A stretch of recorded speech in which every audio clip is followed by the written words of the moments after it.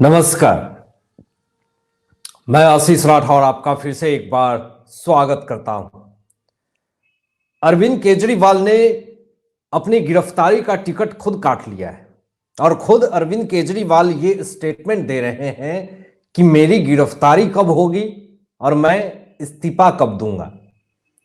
इस वीडियो में आपको पूरी डिटेल बताएंगे कि अरविंद केजरीवाल के ऊपर क्या क्या शिकंजा कसा है, अरविंद केजरीवाल की स्थिति और ज्यादा कैसे खराब हो चुकी है, सुप्रीम कोर्ट से क्या बड़े झटके मिले हैं और एक बड़ा मामला यह भी आ चुका है कि जो ईडी ने 72 करोड़ रुपए जब्त किए हैं, 754 करोड़ रुपए के बैंक फ्रॉड का मामला है। इस पे इन्फोर्समेंट डायरेक्टरेट की जो कार्रवाई है उस पे बात करेंगे, कैसे ईडी को जो आरोप लगाने का काम करते हैं अरविंद केजरीवाल की सरकार, ये तमाम चीजें। लेकिन सबसे पहले ये बता दें आपको कि अरविंद केजरीवाल ने खुद ये बात कह दिया है, ये बात बता दिया है कि मेरी गिरफ्तारी अब तय है।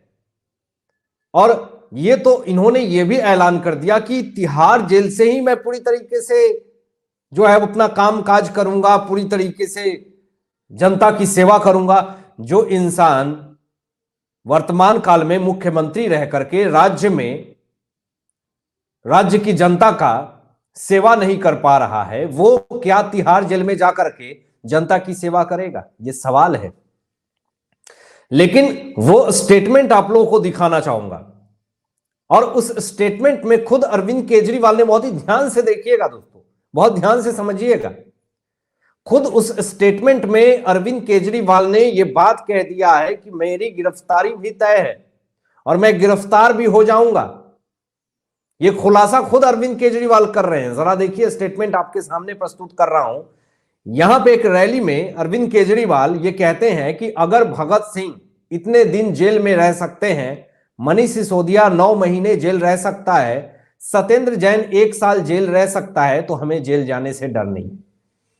मतलब आप समझिए, क्रोनोलॉजी को समझिए कि सबसे पहले तो यह बात कहते हैं अरविंद केजरीवाल कि भगत सिंह जेल जा सकते हैं। यानी किस मुंह से अरविंद केजरीवाल ने यह बात कह दिया कि भगत सिंह जेल जा सकते हैं तो मैं भी जा सकता हूं। सबसे पहले तो यह बताएं कि भगत सिंह और अरविंद केजरीवाल में जमीन आसमान का फर्क है। भगत सिंह, सत्येंद्र जैन, मनीष सिसोदिया और संजय सिंह में जमीन आसमान का फर्क है। भगत सिंह के नाम को खराब करने का कोशिश ना करें अरविंद केजरीवाल जी, सबसे पहली चीज। और अपना कंपैरिजन भगत सिंह से करके आप भगत सिंह के गरिमा को ना गिराएं, पहली चीज तो ये। दूसरा स्टेटमेंट में आप ये भी गौर करेंगे कि अरविंद केजरीवाल ये भी कह रहे हैं, खुद ये बात कह रहे हैं कि मनीष सिसोदिया 9 महीने से जेल में है, सत्येंद्र जैन 1 साल से जेल में है, तो फिर हमें जेल जाने से डर नहीं है। यानी ये भी जेल जाने के कगार पे हैं। और जहां तक इस्तीफे की बात है, खुद अरविंद केजरीवाल ने ये स्टेटमेंट दिया था कि इस्तीफा तो मैं अपने जूते की नोक पे रखता हूं। आप समझिए, अभिमान, घमंड अरविंद केजरीवाल को हो चुका है।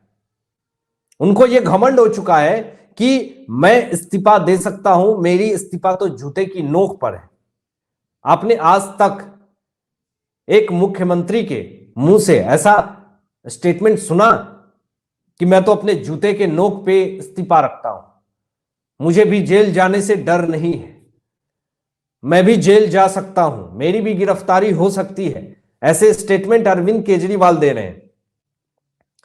तो इसका मतलब साफ है कि अरविंद केजरीवाल को अब यह लगने लगा है कि मेरी गिरफ्तारी अब तय है, मैं बचने वाला नहीं हूं।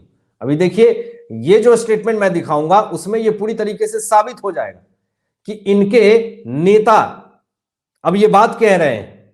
क्या कह रहे हैं जरा देखिए, इनके नेता ये बात कह रहे हैं, ये आतिशी हैं, ये खुद कह रही हैं कि आम आदमी पार्टी के खौफ में ईडी सरकार ने झूठे केस लगाकर मनीष सिसोदिया, सत्येंद्र जैन, संजय सिंह को जेल में डाला।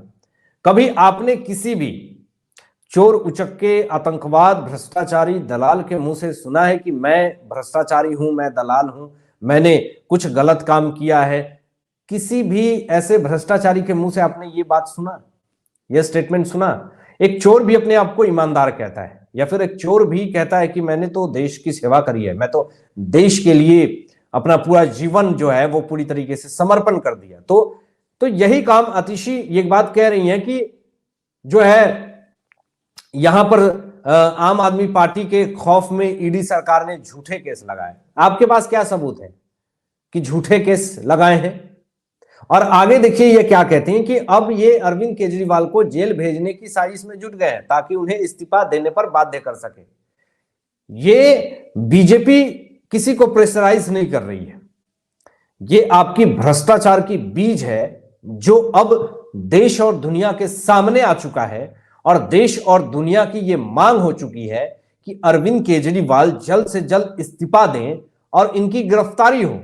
क्योंकि जिस जिस केस में अरविंद केजरीवाल का नाम सामने आया है, पूरी देश की जनता जो है वो अरविंद केजरीवाल को जो है वो नकार रही है।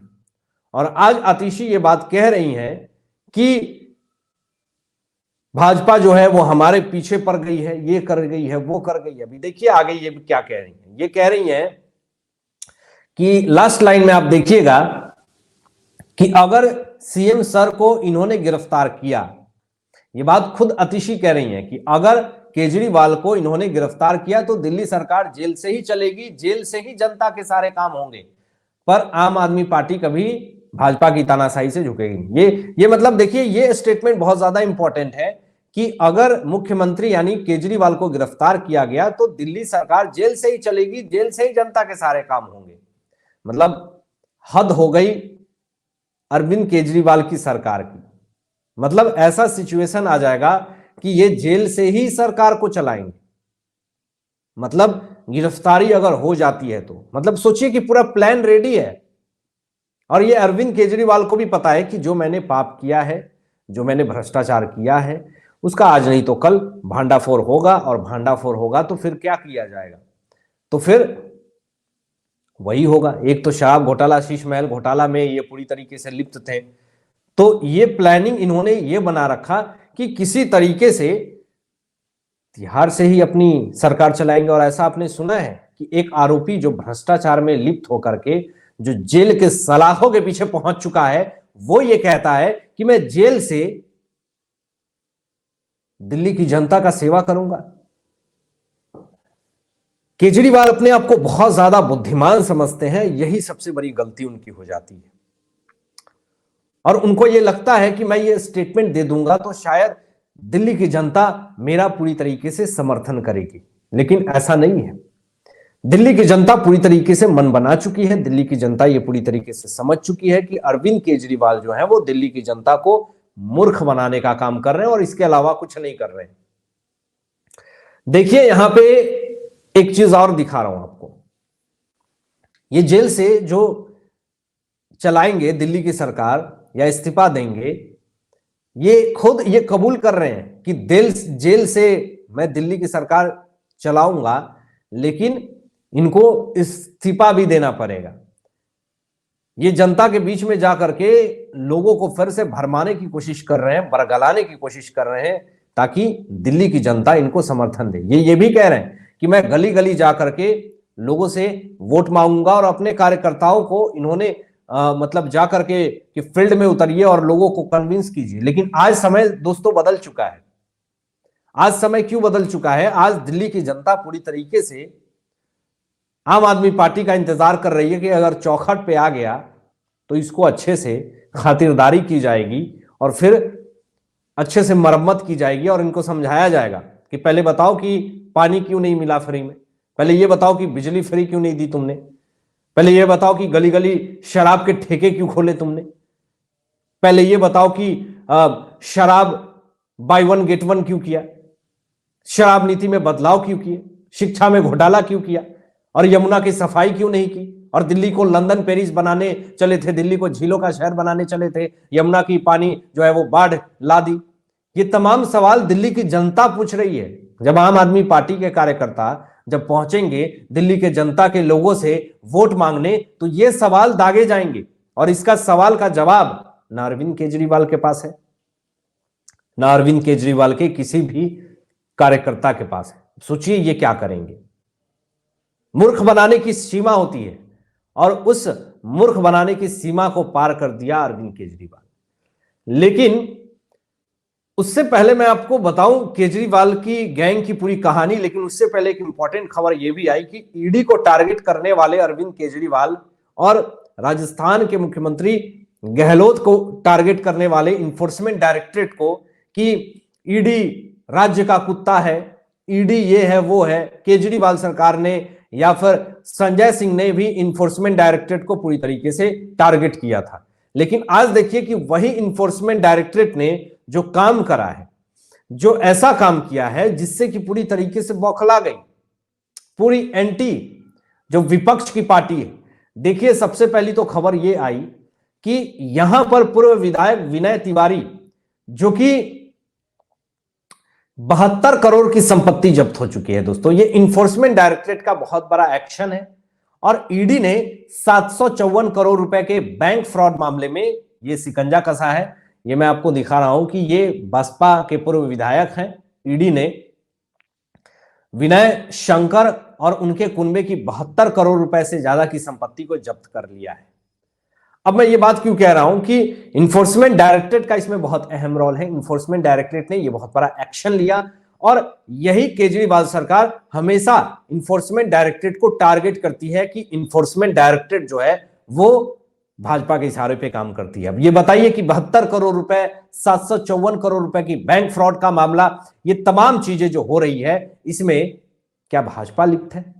बसपा के पूर्व विधायक लिप्त हैं और ईडी ने शिकंजा कसा और यही केजरीवाल सरकार हमेशा ईडी का विरोध करती है। तो सोच लीजिए कि ये लोगों ने पाप का तो वो पूरा साम्राज्य फैला रखा है। अभी देखिए आपको ये भी दिखाते हैं। देखिए यहां पे ईडी द्वारा 754 करोड़ रुपए के बैंक फ्रॉड के मामले में बसपा के पूर्व विधायक विनय शंकर तिवारी पर शिकंजा कसना शुरू कर दिया। ईडी ने जो बसपा विधायक हैं उनके कुनबे की 72 करोड़ रुपए की संपत्ति जब्त की है और ये लोग केजरीवाल सरकार लोग ये कहते हैं कि इन्फोर्समेंट डायरेक्टरेट तो विपक्ष के पीछे पड़ी हुई है, विपक्ष को टारगेट कर रही है। लेकिन सच्चाई क्या है ये मैंने आपको दिखा दिया। अगर अपनी दलाली और भ्रष्टाचारिता जब देश और दुनिया के सामने आ जाता है तो उस वक्त ये लोग एक ही बात कहते हैं कि भाजपा और ईडी मिल करके हमें टारगेट कर रही है। लेकिन जो सबूत मैंने आपको दिखाया उसमें आपने देखा ना कि किस तरीके से विपक्ष, और वही विपक्ष बसपा तो इंडिया अलायंस में भी नहीं आता है, ये तो इनको कोई पूछता नहीं मायावती। अब ये लोग तिलमिला रहे हैं तो कैसे ये लोगों ने अपना एक कुनबा बनाया, एक अपना साम्राज्य बनाया और अंदर ही अंदर भ्रष्टाचारिता दलाली की। अब सोचिए कि अगर इन्फोर्समेंट डायरेक्टरेट अगर एक्शन ना ले तो ये लोग तो अरबों में पैसे दबा लेंगे और वो गरीब का हक कहां जाएगा? सोचिए जरा। अभी देखिए आपको यही नहीं, अभी इनके भ्रष्टाचार और पापाचार की सीमा भी यही नहीं है, अभी आगे आपको दिखाते हैं। देखिए मनीष सिसोदिया को भी सुप्रीम कोर्ट ने जमानत देने से इनकार कर दिया। ये बड़ा फैसला और ये बड़ा झटका माना जा रहा है। मनीष सिसोदिया को जमानत, ये जितना ज्यादा मतलब कोशिश में है कि किसी तरीके से मुझे जमानत मिल जाए, लेकिन जमानत तो छोड़िए, सुप्रीम कोर्ट ने जमानत देने से साफ मना कर दिया, जमानत का जॉब ही नहीं दिया।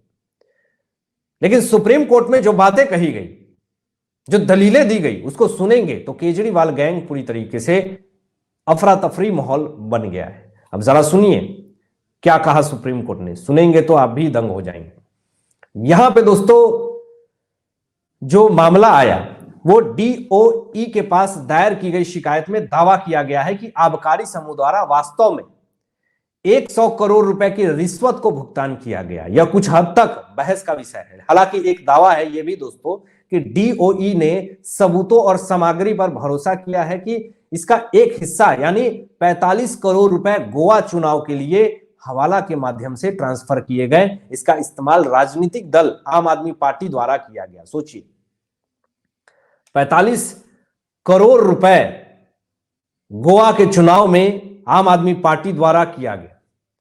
सोचिए ये सारे पैसे कहां से आए, किसने दलाली की, किसने भ्रष्टाचार की।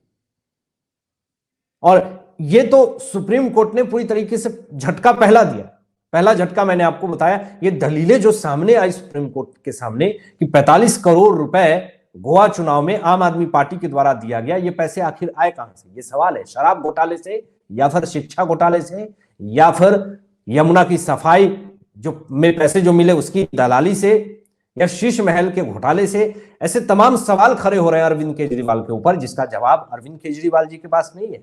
अरविंद केजरीवाल बौखला रहे हैं। इन्होंने पूरी तरीके से मन बना लिया है कि अब मेरी गिरफ्तारी तो तय है, चाहे जो हो जाए मुझे तो बचना नहीं है। लेकिन एक सच्चाई और है, सुप्रीम कोर्ट की तरफ से झटका मिला, ये भी देखिए।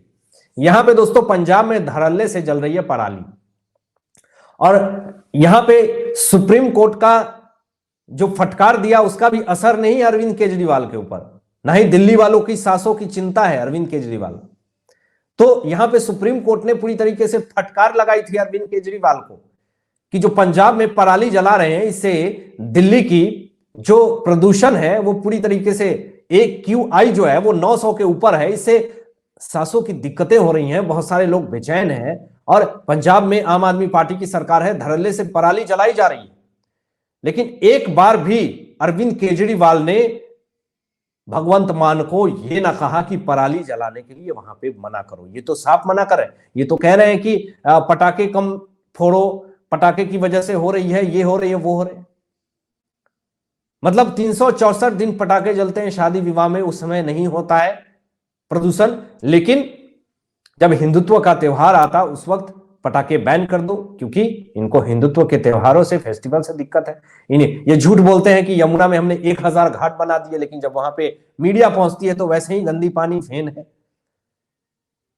पूरी तरीके से एक्सपोज हो चुके हैं।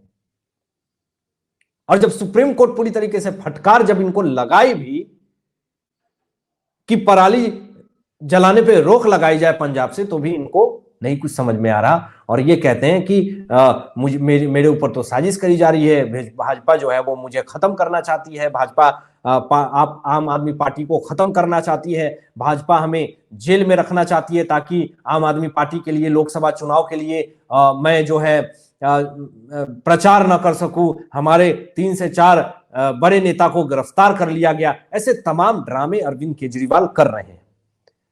लेकिन आपको क्या लगता है कि ये तमाम ड्रामे करने के बाद भी अरविंद केजरीवाल बच पाएंगे?